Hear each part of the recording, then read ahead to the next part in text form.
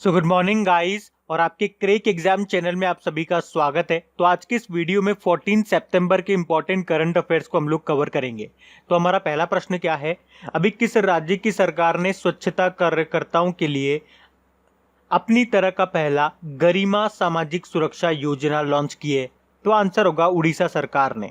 तो मैनुअली मेला ढोने वालों के लिए गरिमा योजना भारत में किसी भी राज्य के द्वारा पहली पहल है। तो ये योजना एक व्यापक पैकेज प्रदान करने के लिए शुरू की गई है। आपने देखा होगा वो लोग जो गटर वगैरह, जो नाले वगैरह में जाकर के जो गंदगी साफ करते हैं, जो मेला ढोते हैं, ऐसे लोगों को समाज में हीन भावनाओं से देखा जाता है। तो ऐसे लोगों के लिए सरकार ने ये योजना शुरू की है। इस योजना में उन लोगों की, उनके परिवार वालों की फाइनेंशियली भी मदद करेगी सरकार। अब बात उड़ीसा सरकार की है, तो ये रहा मैप में उड़ीसा। इसकी कैपिटल है भुवनेश्वर। आपको याद होगा इस साल जो खेलो इंडिया यूनिवर्सिटी गेम्स का पहला संस्करण हुआ था, यहीं पे हुआ था भुवनेश्वर में, जिसमें विजेता रहा था पंजाब यूनिवर्सिटी। और भारतीय रेलवे ने वेस्ट टू एनर्जी प्लांट स्थापित किया है भुवनेश्वर में। मुख्यमंत्री है नवीन पटनायक, और नवीन पटनायक से भी दो प्रश्न याद रखो।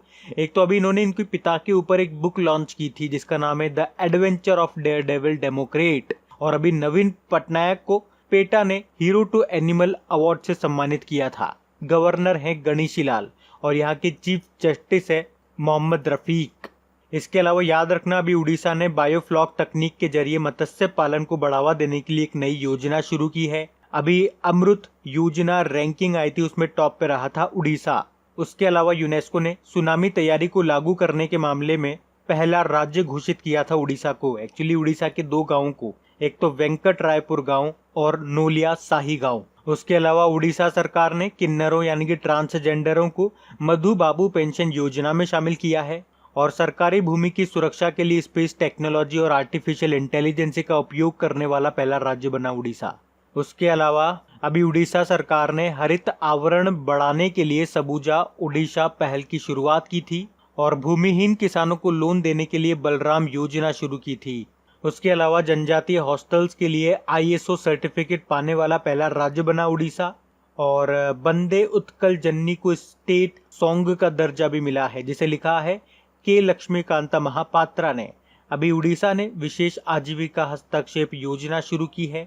किसानों को कॉन्ट्रैक्ट फार्मिंग की अनुमति दी है। अच्छा, कई बार पूछा जाता है ब्लैक पगोडा टेम्पल किसे कहते हैं? कोणार्क सन टेम्पल को ही कहते हैं। कोणार्क सन टेम्पल, आपका जो 10 रुपए का नोट है उसके पीछे इसी का चित्र अंकित है। और लॉन्गेस्ट डैम ऑफ इंडिया ये है हीराकुड डैम, महानदी पे बना हुआ है ये। और बाराबत्ती स्टेडियम ये भी आपको मिलेगा कटक उड़ीसा में। और ये जो आप देख रहे हो ये है भारत की सबसे बड़ी और दुनिया की दूसरी सबसे बड़ी खारे पानी की तटीय झील, जिसको कहते हैं चिल्का लेक। तो ये सब याद रखना, पॉइंट्स बढ़ते हैं आगे।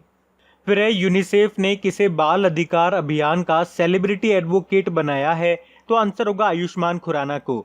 तो अभी यूनिसेफ इंडिया ने बच्चों के अधिकार अभियान फॉर एवरी चाइल्ड के सेलिब्रिटी एडवोकेट के रूप में आयुष्मान खुराना को चुना है। तो आयुष्मान खुराना ये बच्चों के खिलाफ हिंसा को खत्म करने की दिशा में यूनिसेफ का समर्थन करेंगे। वे भारत में इस पहल की दिशा में काम करेंगे और विश्व स्तर पर इस अभियान पर काम करने वाले पूर्व फुटबॉल स्टार डेविड बैकम की तरह इसमें शामिल होंगे। अच्छा, आयुष्मान खुराना से एक प्रश्न आपको याद आना चाहिए, चलो आप इसे पूछते हैं। अभी आपको बताना है आयुष्मान खुराना किसके ब्रांड एम्बेसडर बने थे? अभी 4-5 दिन पहले ही हमने पढ़ा है ये डेली करंट अफेयर्स में। अब देखते हैं आप में से किस किस को याद है। बाकी यूनिसेफ की बात करेंगे। यूनिसेफ मतलब यूनाइटेड नेशन चिल्ड्रंस फंड, 1946 में स्थापना हुई। न्यूयॉर्क में इसका हेडक्वार्टर मिल जाएगा और इसके हेड हैं हेनरिटा H. फोरे। बाकी Dia Mirza United Nation environment programme के गुडविल एम्बेसडर हैं, ये 2022 तक इनका कार्यकाल बढ़ाया गया अभी। और कियारा आडवाणी ये मिंत्रा की ब्रांड एम्बेसडर बनी थी। और अमिताभ बच्चन अभी कुछ समय पहले IDFC फर्स्ट बैंक के पहले ब्रांड एम्बेसडर बने थे। ये बढ़ते हैं आगे। फिर अभी हाल ही में किसने US ओपन में वुमेन सिंगल का टाइटल जीत लिया है? तो आंसर होगा नाओमी ओसाका ने। तो जापान की टेनिस प्लेयर हैं ये नाओमी ओसाका, और इन्होंने बेलारूस की विक्टोरिया अजारेंका को हरा करके US ओपन 2020 में वुमेन सिंगल का टाइटल जीत लिया है। ये इनका तीसरा ग्रैंड स्लैम है। 2018 में इन्होंने पहली बार जीता था US ओपन, फिर 2019 में ऑस्ट्रेलियन ओपन जीता था, और 2020 में US ओपन की विजेता रही हैं ये वुमेन सिंगल टाइटल जीत लिया इन्होंने। किसको हराया है ये भी याद रखना, बेलारूस की विक्टोरिया अजारेंका को। अच्छा देखो, ग्रैंड स्लैम, साल में 4 ग्रैंड स्लैम होते हैं आपके, तो कौन कौन से होते हैं और इस बार की खास बात क्या है, आपका एक ग्रैंड स्लैम तो कैंसिल हो गया, रद्द हो गया, और एक ग्रैंड स्लैम आपका कैंसिल हो गया था। तो कौन सा वाला तो कैंसिल हुआ था, कौन सा वाला पोस्टपोन्ड हो गया, और जो शुरुआत में हुआ था ऑस्ट्रेलियन ओपन, उसमें कौन विजेता रहे थे वुमेन्स में और मेंस में, उसके अलावा कौन सा ग्रैंड स्लैम किस कोर्ट पे खेला जाता है। तो इन सभी पॉइंट्स के ऊपर मैंने एक छोटा सा ऑडियो बना दिया आपका 3 से 4 मिनट का, जिसमें सारे क्वेश्चन आपके कवर हो जाएंगे और ये सारे क्वेश्चंस आपके इंपॉर्टेंट है। तो अगर वो ऑडियो आपने नहीं सुना है तो वो जरूर सुनिएगा, कल ही अपलोड किया है मैंने। अगर आपने मुझे खबरी एप्लीकेशन पे फॉलो कर रखा होगा, ऑल नोटिफिकेशन पे क्लिक कर रखा होगा, तो आपको नोटिफिकेशन भी मिल गया होगा। नहीं मिला है, नहीं फॉलो किया है, तो कमेंट बॉक्स में जाइए, वहां आपको लिंक मिल जाएगा। अभी हम बढ़ते हैं आगे। फिर है, हाल ही में किस राज्य ने अपनी पहली विरासत पर्यटन नीति की घोषणा की है, तो आंसर होगा गुजरात ने। तो गुजरात के जो मुख्यमंत्री हैं विजय रूपानी, उन्होंने अपनी पहली विरासत पर्यटन नीति बनाई है। तो इस पॉलिसी के अनुसार राज्य में 1950 से पहले बने महलों, किलों और ऐतिहासिक स्मारकों को hotel, banquet hall, heritage restaurant और म्यूजियम में बदला जा सकता है। तो डेवलपर्स को नया विरासत शुरू करने या मौजूदा विरासत संग्रहालय, हेरिटेज बैंक्वेट हॉल और हेरिटेज रेस्टोरेंट शुरू करने के लिए 45 लाख रुपए से लेके 1 करोड़ रुपए तक दिए जाएंगे। अब बात गुजरात की है, तो ये रहा मैप में गुजरात। कैपिटल इसकी गांधीनगर है, मुख्यमंत्री है विजय रूपानी, गवर्नर है आचार्य देवव्रत और यहाँ के चीफ जस्टिस है विक्रमनाथ। आपको याद होगा अभी department for promotion of industry and internal trade की रैंकिंग में टॉप पे रहा था गुजरात, और नीति आयोग ने जो निर्यात तैयारी सूचकांक यानी कि एक्सपोर्ट प्रिपेयर्डनेस इंडेक्स 2020 जारी किया था, उसमें भी टॉप पे रहा था गुजरात, और सोलर रूफटॉप इंस्टॉलेशन 2020 में भी टॉप पे रहा था गुजरात। अभी पहली बार गुजरात में सी प्लेन सेवा भी शुरू की गई थी। अभी गुजरात सरकार ने मुख्यमंत्री किसान सहाय योजना शुरू की है। गुजरात ही पहला राज्य बना है अपनी पुलिस को टेसर गन देने वाला, और भारत की पहली शहद परीक्षण प्रयोगशाला की स्थापना ये गुजरात के आनंद जिले में हुई है। आनंद जिले में आपको अमूल का हेडक्वार्टर भी मिलेगा। उसके अलावा अहमदाबाद रेलवे स्टेशन पहला रेलवे स्टेशन बना था सैनिटाइजिंग टनल इंस्टॉल करने वाला, और गुजरात में एक न्यूक्लियर पावर प्लांट भी आपको याद रखना है, Kakrapar nuclear power plant Gujarat में है, ये पूछा जाता है ये एग्जाम में। बढ़ते हैं आगे। फिर हाल ही में किस राज्य ने सबुज साथी योजना के लिए WSIS पुरस्कार 2020 जीता है, तो आंसर होगा पश्चिम बंगाल ने। WSIS मतलब world summit on the information society. तो कन्याश्री योजना के बाद अब पश्चिम बंगाल सरकार ने अपनी सबुज साथी योजना के लिए WSIS पुरस्कार 2020 जीता है। अच्छा, इसी तरह से आपको याद होगा पिछले साल पश्चिम बंगाल में बेरोजगार युवाओं के लिए जो कौशल विकास प्रशिक्षण परियोजना शुरू की थी, जिसका नाम था उत्कर्ष बांग्ला, और बच्चों को स्कूल जाने के लिए जो साइकिल डिस्ट्रीब्यूशन योजना थी सबुज साथी योजना, उसको यूनाइटेड नेशन की ओर से पुरस्कृत भी किया गया था। तो क्या है ये सबुज साथी योजना? इसमें 9वीं से लेके 12वीं और कॉलेज तक की जो बच्चियां हैं उनको स्कूल जाने के लिए निशुल्क साइकिल दी जाती है। इस योजना की शुरुआत हुई थी 2015 में। अब बात पश्चिम बंगाल की है, तो ये रहा मैप में पश्चिम बंगाल। कैपिटल कोलकाता है, और कोलकाता किस नदी के किनारे स्थित है, तो हुगली नदी के किनारे, और भारत की पहली अंडर वाटर मेट्रो इसी नदी के नीचे शुरू होगी। मुख्यमंत्री हैं ममता बनर्जी और गवर्नर है जगदीप धनखड़। अभी पश्चिम बंगाल सरकार ने मातृ स्मृति योजना भी शुरू की थी। उसके अलावा स्नेहर पुरुष और प्रोचेष्टा योजना भी शुरू की थी। पश्चिम बंगाल ने ही एग्जिट एप्लीकेशन भी शुरू किया था प्रवासी श्रमिकों के लिए। उसके अलावा मुर्शिदाबाद जिले में कोविड वॉरियर क्लब की स्थापना भी की गई, और कृषि मंत्रालय के अनुसार 2018-19 में सब्जी उत्पादन में टॉप पे रहा है पश्चिम बंगाल, और फलों में टॉप पे रहा था आंध्र प्रदेश। तो ये पॉइंट्स भी ध्यान रखना। बढ़ते हैं आगे। फिर अभी हाल ही में गृह मंत्रालय ने FCR अधिनियम 2010 के तहत ऐतिहासिक महत्व के स्मारकों में से किसे मंजूरी दी है, तो आंसर होगा स्वर्ण मंदिर गोल्डन टेम्पल को।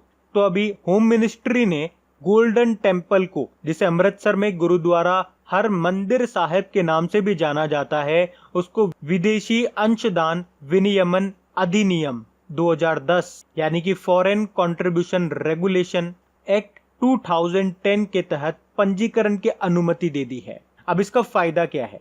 तो इसका फायदा यह है कि अब गोल्डन टेम्पल को विदेशी धन प्राप्त करने की अनुमति मिल गई है। तो सिख धर्म की ओर से जो ये विदेशी योगदान आएगा उसका उपयोग जरूरतमंद लोगों को वित्तीय और चिकित्सा सहायता या लंगर की व्यवस्था करने में इस धन का इस्तेमाल किया जा सकता है। बढ़ते हैं आगे।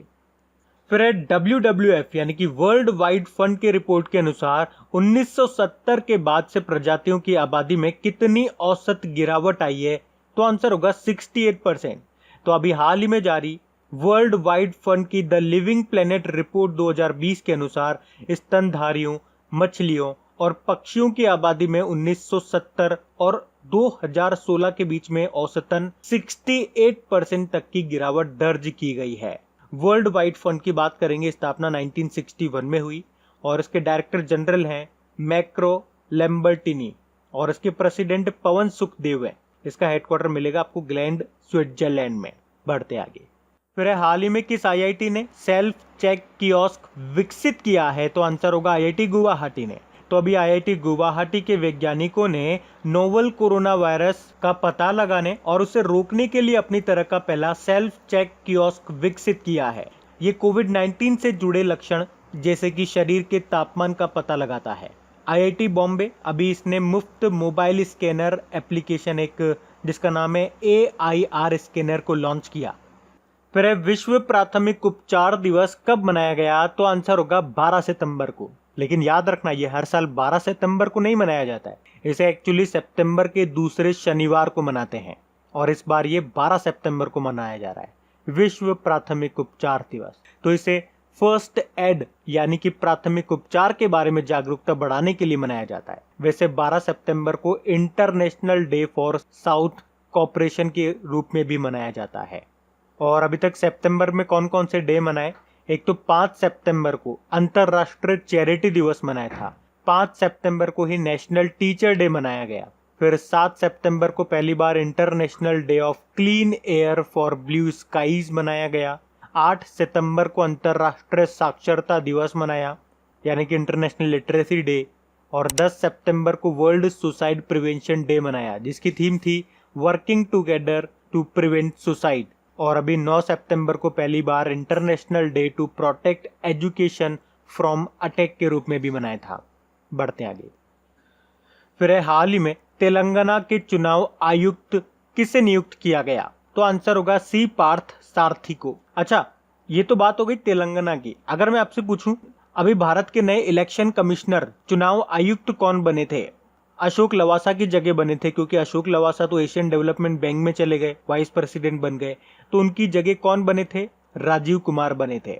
और वैसे हमारे chief election commissioner of India कौन है? मुख्य चुनाव आयुक्त कौन है? सुनील अरोड़ा है 23वें नंबर के। उत्पल कुमार ये लोकसभा सचिव बने थे, लोकसभा अध्यक्ष आपके ओम बिरला जी हैं।